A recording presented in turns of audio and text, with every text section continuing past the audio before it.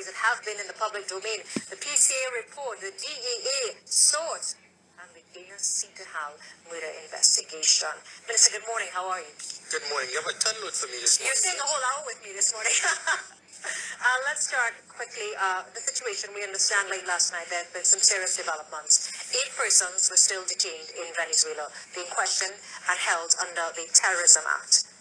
What is the update on it? Well, it is a sensitive matter, but what we did was to ensure as much as possible that we can support any citizen of Trinidad and Tobago in a matter such as this, whilst at the same time we have to respect the sovereignty of the Venezuelan government. I have heard many people complaining, stating that we are not doing enough. I think we went above and beyond. From day one, as soon as the situation took place, I immediately sent out a fact-finding team with persons who were well respected, and the Venezuelan government, they accommodated us, and because of that, almost immediately, we were able to get the release of the women and children. We continue to have proper dialogue, which is what is required, whilst at the same time, we have to understand that the Venezuelan government, they have information, they have done their homework, and we could have done so much. It is in the same manner. We have persons here who may be arrested from other countries, and they would not, but God forbid to us, to demand that persons be released, and demand that we release them if it is that we have information. So that is what we have done as much as possible. The 3 imams and a Guyanese national will now be released sometime later this week. The National Operations Center, there's constant dialogue with the Venezuelan authorities. So 4 of the 8 persons that have been detained will be released? Yes, the others would be held. The investigation is still ongoing and is very sensitive. And again, I wouldn't want to go deep into what it is that they have or whatever. Now, I have to ask you this question, Minister. There was a story, an investigative piece done in another television station, which spoke extensively about this situation. The use of the term sleeper cells, Al-Qaeda, jihad, they also said specialist training, and that is the material that was found. Is there any truth to that story? And I'm pretty sure that you know the story. Well, the whole story, it was centered around a document that was actually submitted to me. And it is difficult for me to actually say to the public that it is not true what was actually stated. To the extent that the document I had, it had photographs, it had some very serious allegations. Where did this document come from? It came from reports through the Venezuelan authorities that was submitted to our officials, and it was then forwarded to me. And it's because of this that we have to be very careful.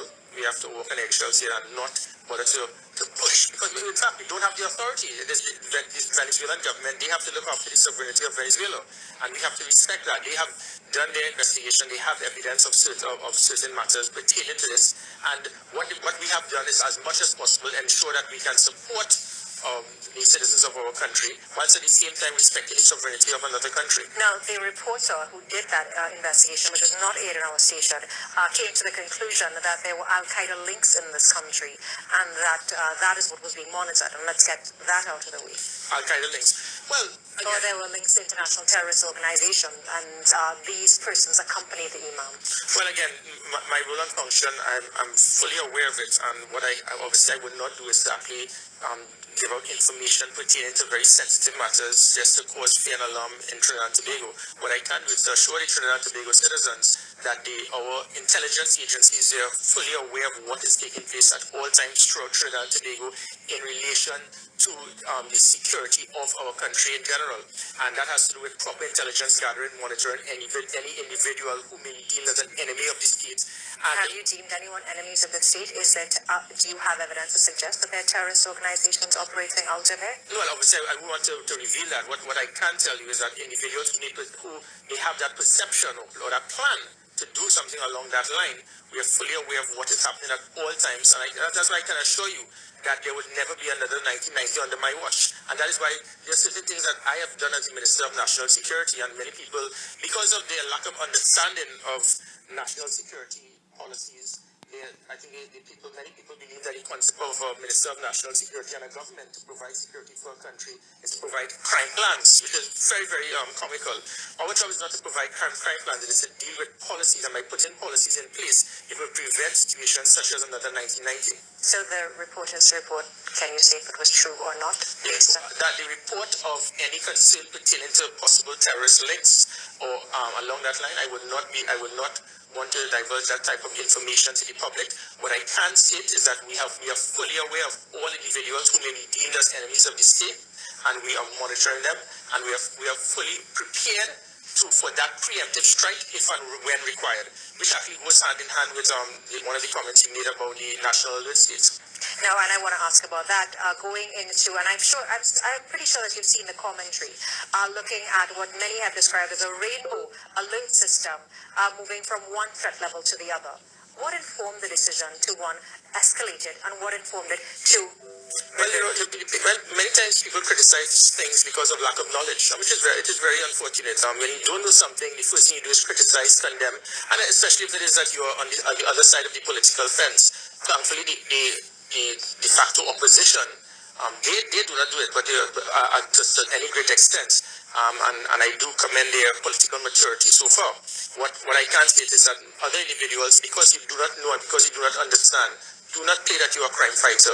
Seek knowledge first before you just condemn. Because what I am doing, my job is very straightforward. It's to provide safety and security for the country. How did you come up with the alert system? It is not that I came up with the alert system. This is something that is done worldwide in many countries. National security alert state is something that, based on the threat assessment of a country, you look at it based on your intelligence gathering from your law enforcement agencies, and then you can increase or reduce the alert state based on the threat assessment. I think we have heard of DEFCON 1, 2, 3 in the United States, or they now have something called an anti-terrorist alert state. Other countries have the same thing. So what we have, it's based on the threat that you have at a national level. You can increase or decrease, and by doing that, what you do is you can up the alert state for the law enforcement agencies, so they will be better prepared to deal with the situation, to provide that deterrent, and to have that immediate action if required. What changed it from green to the other colors? What exactly changed? The people of the public, they knew after state prosecutor, high-profile attorney at law Dana Sitahal was murdered, that the threat level was escalated. There were meetings of the Ministry of National Security. The National Security Council met. There was serious pressure put on the security forces. What exactly changed to revert? It moved from green to amber. It moved from a vague threat in green to amber, where there was a strongly perceived threat. And what was that threat? Simply based on Dana Sitahal's murder? No, not at all. I mean, it was a murder. It was something that was very serious. Any murder would be deemed something that I would see as a threat to our nation, which is why the alert state is on green, vague threat rather than white, which is no threat at all. It is rare to have alert state at white, but the threat moving from green to amber had to do not so much with the murder itself, but what may have escalated. What was the members of the media with wrong information? The media just sensationalizes a situation, just like the E999 situation that we can see. I wanted to ask you about that as well. And again, instead of the media trying to get the information, I think I am the most accessible Minister of National Security we've had in a very long time. That is true. Yes. And there's a reason for that, because I don't want the media to pass on information to the public that sometimes may cause fear, it may cause the wrong angle to be passed on. So with this whole matter, I mean, what was it? Did you investigate that story in the newspaper about the E99 situation? Yeah, well, before, so going back to the PCA matter, the fact is that now we have affected the whole concept of trust confidentiality of some very critical institutions in our country. And again, goes back to my job. It is not to come up with crime plans and policies. And the policies show that what is required is to have a proper system for confidentiality, where it is something that is not restricted, confidential, secret, and top secret. And similar to the national alert state, based on the sensitivity of the document, only certain persons can have access to these pieces of correspondence on a need-to-know basis. We don't. In the Ministry of National Security, we don't even have a stamp for secrets. That's how bad it was. So it meant that for all of these years, even the Ministry of National Security in our country didn't understand the concept of confidentiality. You have a stamp, one mark confidential and one mark top secret. There's something called restricted, there's something called secret. And again, this is all based on looking at the document and analyzing who has accessed it. It should not be just a courier or a secretary or someone who can just pick it up, and while it is you give it to me, I can easily go to a photocopy machine, do a copy, and give it to a senator or to the media. Is there an investigation going on into the leak?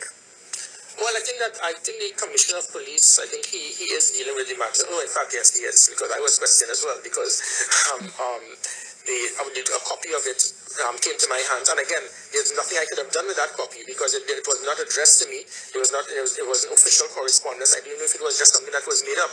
And again, I have to be very responsible. I'm not going to read a document and act. You cannot act on a document that is not official. So the commissioner is doing his job. I have to do mine. Mine is to ensure that we have a proper system with true confidentiality and to have information being passed, whether it is through special branch, the National Security Council Secretariat, the Defense Force, the police, the SSA, the Transnational Organized Crime Unit, and making sure that information, when given to individuals, they are responsible enough. And if it is that they breach that responsibility, they can then be pinpointed, and that person can then be dealt with. I have a question from Twitter. Did the minister describe Dina's Peter House murder as a hit? Would your security force sources tell you? Again, that it was a well-orchestrated hit? There was a release that was actually sent from the Ministry of National Security, and they said from all, and it was not a quote from me, but it was accurate in that from all aspects, it seems that the murder was a well-orchestrated hit. And again, it was based on the way it took place, by the timing, looking at where it happened, moving away from where the CC cameras were, the way the vehicle actually did that drill to cut across the other individuals coming out. So it meant there was some degree of training and preparation. This was not based on something that was just a knee-jerk reaction and they decided to just do it on the night. And that is why it is that you could say it was planned, it was orchestrated. And again, whether you want to use the word hit can be very, and I think that's why the Commissioner of Police is very careful to move away from that concept, because the perceptions people have of hit is that, okay, this was something paid for by an assassin. And I mean, I've heard certain things. Individuals have spoken on some stations and said that it was an international assassin who came here and he left the country. People just try to blow up themselves and build this ego to have their head like this, to give this impression that they know everything. And that is the danger. The persons who keep saying this, I do not make statements based on perception, based on gut feeling. Any decision or statement I make, it has to be based on empirical testing, on data, on research. And so that when I make a statement, it can be fact and it's not based on perception. The NOC is one of the agencies introduced in the national security apparatus under your tenure. What is the success of that? Can you identify what this agency does? What has its success been in assisting with the conviction and detection rate? And it goes right back to the institution of SWOT. Whereas SWOT was seen as being competitive to the law enforcement agencies, it was actually eroding that trust. It was eroding and taking away the assets from the law enforcement agencies, the national operations. But again, you saw the importance of having an institution such as SWOT. The problem is that how it was structured. The National Operations Center is the opposite of SWOT to an extent that what the NOC is doing, whereas the SWOT was being seen as competitive, the National Operations Center is something that was very critical, that was lacking. And the reason I could say that is I was there for 17 years in the military, and if you do not have that synergy, that unit that can bring all the agencies together, you need to have that for understanding, for trust, for joint training, for sharing of information in real time so that you can pass on information. You can't have a radar, the radar will pick up a vessel entering illegally, and you have 20,000 OPVs, and the radar cannot have immediate real-time information being passed to the OPV. So that's why I continue to say you can put 1 million OPVs. It is irrelevant unless you have proper systems such as GPS tracking, such as an operation center. So now, if the SSA picks up intelligence, they don't have, there's a lack of information being shared. You pass it on to a police station. There's a police officer in that station who's on the take for a gang leader. So what the NOC does, it is not an operational unit. It is a communicational platform to ensure that all arms of the law enforcement agencies, they are on the same page and they can work as a cohesive unit for joint intelligence, joint sharing of information, and joint successful operations. I interviewed you a couple of months ago and we spoke about the financing of these gang units and the issue of government contracts, specifically identified HTC contracts, and you said you were very tough talking and then crush them like cockroaches. You're going to stop the flow of money. Have you stopped the flow of money? It is going to be very dangerous for any institution, any state, to expect that if it, there's a saying that my my aunt told me once, if you play with filthy animals, you will get fleas. I have no intention to play with filthy animals. And if it is that, and again, there's a difference with intelligence and evidence. People will say, well, if you know, and it is, again, this shows the concept of people not understanding national security. They have this thing, well, if you know who the criminals are, why don't catch them? There's a difference. The United States, they have over 400 persons who are terrorist alert state, but you're not going to ask them to pay the White House, are you? So in the same manner, if it is we are aware of persons who are criminal elements, they are gang leaders, they are using the funds not to help the community, but to purchase drugs, to bring in weapons, and to pay gang members to kill other persons. My job is to ensure a no-nonsense policy. I have no intention to negotiate with criminals. I have no intention to negotiate with gang leaders. They are not community leaders. They are parasites. And my job is to rip out their contracts. And by doing that, you cut their financial supply, and it gives the law enforcement agencies that opportunity to then confront them head-on. How many contracts have you stopped? Now, this is where we have to be very careful. If you have a contract, you can't just stop a contract. What we can do, what we are doing, is to ensure that they do not have any more contracts, because these things are just a few months. And by doing that, it will cut their financial supply. It is going to hurt them, and then it is the law enforcement agencies will have that opportunity to move forward. Do you think you're more successful than your predecessors? No, my job is not to compare. My job is to do what is to be done, and that is what I intend to do. Do what must be done. We're going to check in with Akash Samaram here around Houston, and this is the Morning Brew. This is the Morning Brew. We're continuing our discussion with the Minister of National Security, looking at what is happening. Now, Minister, I have to ask you about the DEA drug bust. Yes. And a number of stories have been said, a number of retractions have also been made. One station said the DEA never was here. Another station actually apologized for it. Some say the investigation is ongoing. What is happening now, because of how I'm dealing with the issue of things being passed on on a need-to-know basis, and if it is you don't need to know, you're not going to find out. What happens now is that everyone believes that they have a scoop, and they have a link or contact, and it's because of that we're getting all sort of different pieces of information, whether it was the Dana Sitahal murder, whether it is the DEA drug bust, and you get a lot of information that is being passed on to the media that is not accurate, because what I've done now is closed it, and there's a reason for that. You have to keep that element of confidentiality for success in investigations. The DEA drug bust was a typical example. We had a part to play in it. The DEA came down here by thousands and all sort of fancy things, because I'm keeping it right here to my chest, and there's a reason for that. But what is very interesting is that the people who will criticize our law enforcement agencies, had the United States agencies had they not been involved in this whole matter, and it was just our law enforcement agencies, we will be condemning them. But you know what? The Americans are involved. So the Americans are the ones involved in this whole investigation. Why are we not criticizing the Americans for taking so long for dealing with it? You know why? Because when you deal with an investigation, sometimes matters like this, or even Dana Sitah's murder, may take months. And there's a reason for that. Because you want to take that paper trail to take from captain to cook to find out who is responsible. And that is what the DEA they are doing right now. They are working in tandem with our law enforcement agencies. The same law enforcement agencies that were very successful and instrumental in a drug bust 3 times more than that DEA drug bust in Norfolk, where our transnational organized crime unit and SSA were involved in passing on the right information to seize over $300 million in cocaine, 3 times more than the DEA drug bust, and working with the Spanish and French forces. Likewise, another $100 million US drug bust. But you know what?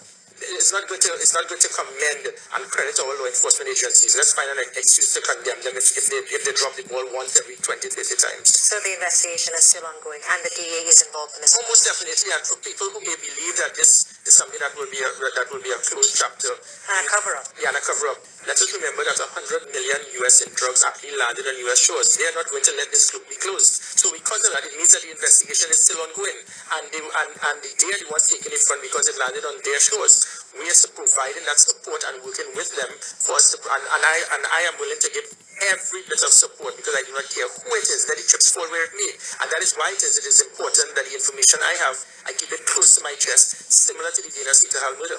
Now, when that drug bust occurred, the opposition immediately said this is a result of your government's decision to scrap the OPVs, that you have left our country open for drug traffickers. We have been identified since the 1980s, and it's well documented as a transshipment point.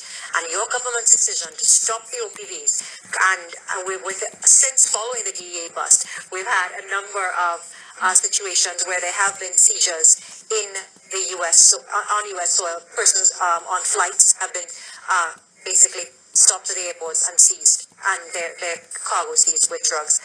Do you think that this I wonder if someone was arrested on an aircraft and if the OPV was supposed to fly up and intercept and go into JFK or something, I don't know if the OPV was supposed to land in Norfolk. So, I mean, the thing is, if the rain falls too hard, they call the OPV. If the sun shines too hot, they call for SWAT.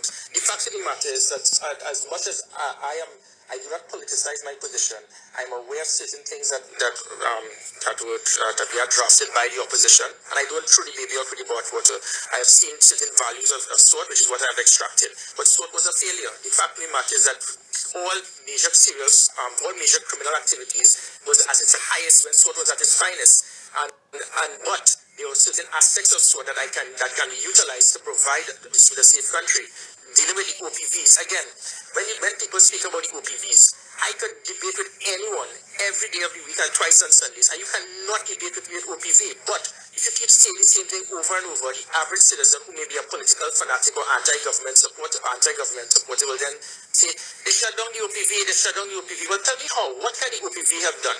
The OPV would have been a vessel that is 90 meters long. You don't take a 90-meter vessel to secure your borders in shallow waters between South America and Trinidad and Tobago. That is where you have the problem with drugs. The concept of the OPV was to deal with our exclusive economic zone, which has to do with securing our borders and our area of responsibility from 12 to 200 miles off the north and east coast. Drugs don't come from there. So the OPV was not an avenue to be used to stop the illegal entry of drugs. What is to be done? Exactly, because illegal entry of drugs, not an OPV. The OPV was never going to be an avenue for this. And in addition to which, you also have to look at even the DA drug bust. That came from a legitimate port of entry, not an illegal port of entry. So this has to do more with securing our ports, securing our areas where persons are actually coming in, whether it is Point Lisas, whether it is our regular ports, whether it is our airports. So that's something separate and apart. The OPV cannot go up into Piarco Airport to check when persons are taking drugs to North America or Europe. The OPV is not going to park up in Norfolk. What you need, and this is what we are doing, and it's horses for courses. We did a lot of homework, I worked a lot and got the support from many international agencies and previous chiefs of defense staff and persons who are trained in criminological theory. And what we need to secure our borders, well, like the legitimate ports of entry, that is something separate and apart we can deal with. The legal ports of entry, it has to do, what we have is a three-tiered approach. And you started this? Yes, we have. And the three-tiered approach has to do, one, with the fact that the previous administration, they acquired 17 interceptors. They were the wrong interceptors. They were all effective, and that is why it is our ports, our borders were flowed. What we have done now is to rectify this by repairing the interceptors and acquiring new interceptors, and that has to do with the border from the shoreline to 2 miles out. That's tier 1. Also, the further out you go, the area of responsibility expands, so it makes it easier for penetration. What we have done now is to ensure that we are acquiring coastal floating platforms that will go a mile out so the interceptors can be moored. So what it will do is to ensure that if any vessel comes into our borders, we can immediately intercept, because we have a closer area of responsibility between interceptors on the coastal platforms. How can that be done unless you have a proper radar? If the radar was defective, which is another issue that we had. If the radar is defective, you cannot secure your borders, and we have the radar now being properly locked, and because of that, the radar now needs to have an immediate link with a National Operations Center. The National Operations Center provides a link to the Coast Guard vessels through GPS tracking, which was never done before. I can continue. We also have now acquiring UAVs. We are acquiring UAVs instead of the blimps. We are acquiring proper helicopters instead of the $2,000 million purchase for helicopters that we cannot use. We are acquiring proper coastal vessels, 50-meter vessels, instead of the 6 hostile vessels that were acquired that are all effective. We are acquiring proper long-range vessels to secure an exclusive economic zone instead of effective BAE OPVs. Okay, so how many seizures have you made? And again, just to the point, by the fact of that, you can't make gold from straw. The law enforcement officers cannot go out there and to perform and then criticize them if we do not provide them with the proper training, the experience, the administrative support, and the logistics support. The logistics support has to do with providing them with the framework of the type of equipment that they can go out there and go out and fight a war. When I spoke about it being a war, people criticize me for that as well, but it is a war. It doesn't necessarily have to be something that is very overt, but you have situations of gang leaders who actually feel that certain communities belong to them, gang leaders who have actually controlled certain areas, gang leaders who have been instrumental in 250 or 400 murders. My job is to go after them and hit them hard, and I intend to provide all of the logistic support, and who gets lost? So you're going to go in there with these armored vehicles and take these gang leaders on? No, it's not a matter of taking the gang leaders on. That's what it is. We have to provide that situation where Trinidad and Tobago must not end up like Jamaica and certain parts of Jamaica when certain gang leaders feel that certain parts of the community or areas belong to them, where you can go in there. The day that they start firing shots at our law enforcement officers, it is the day that we realize we are starting to lose this war. I have no intention to lose this war. If they want to fight, they're going to get one. According to the article, the vehicles were purchased through the National Security Ministry, and sources say advertisements for the procurement were not placed. And again, that it shows lack of knowledge. Have these people, whether the people who make these criticisms, if the fact of the matter is a national security, there are certain things that you cannot have a tender process. Should I have a tender process and open it to everyone to know the type of systems that we have in those vehicles, the type of armament, the type of the ballistics that can actually affect those vehicles, what it is, what is inside the vehicle? No. That is national security. The concept of it is that you need to have that element of surprise and we do not want the criminal elements to know what is in those vehicles. Minister, are you assessing the success rate of all of the initiatives under your tenure? If the persons, and I'm going to ask this because I read a commentary yesterday, the national security met, you had the backing of the state, you had high threat alerts, and as it relates to the Dana Sitahal murder, and the population is saying that if you have all law enforcement agencies concentrating on this, including the criminal justice system, and no arrest has been made, or people are not seeing any tangible developments, how am I, as the average citizen, supposed to feel safe and trust the system if in a situation like that, when every single law enforcement agency in the country is concentrating, and you've seen nothing? Well, again, the point again goes with the importance of us looking at every single aspect of national security and utilize the resources in an effective and efficient manner. I can easily state right now and make the idle boast that people do not want to hear about, but it is a fact. It is a fact that within the last year, all major criminal activities have gone down by between 30 and 50%. Except murder. Murder is 25%. But the fact that is not acceptable. But people don't want to hear it. Why? You know why? Because certain people, they thrive and they enjoy the fact that we can listen, we can sensationalize something. But what my job is not just to reduce crime, but to take away the perception and fear of crime. The reduction of every single major criminal activity has gone down by 30 to 50%. Rape, armed robbery, kidnapping, larceny of motor vehicles, fraud. And I could go right, I could speak about all. And likewise with the murders, the fact of the matter is the reason why that barometer, the ultimate barometer to ascertain or measure national security is homicide. So why is it that it has gone only from 548 to 400 odd? Why only 25%? And the reason for it has to do with gang-related activity, which is why I'm putting a lot of emphasis into us fighting that war against the gang leaders. I'm going to read this, and Gillian Lucky also had a similar article. National Security Minister Gary Griffith appeared on at least 2 television station news programs on Sunday evening to reassure us all that the police were working assiduously to bring the perpetrators to justice as soon as possible. Oh, if only we could really believe that, Minister, for the police detection rate for ordinary citizens is so abysmal that, as someone recently pointed out, you either have to be stupid or very incompetent as a murderer to even get caught in this country. As of May 5th, the murder of Dana Sitahal, when she was murdered, the toll this year stood at 160, up from 125 the previous year. From Gillian Lucky. That's from Raul Panton today. Oh. Gillian Lucky also spoke about the detection rate, looking at it as what it is, and also the detection rate for non-serious crimes as well. And the fact of the matter is that the law enforcement agencies, for us to increase the detection rate, rather than criticize and attack, condemn our law enforcement agencies, what we're supposed to do is to support it. But we don't. We rather say, listen, I am not giving information to the law enforcement agencies. You go and do your work. It does not work that way.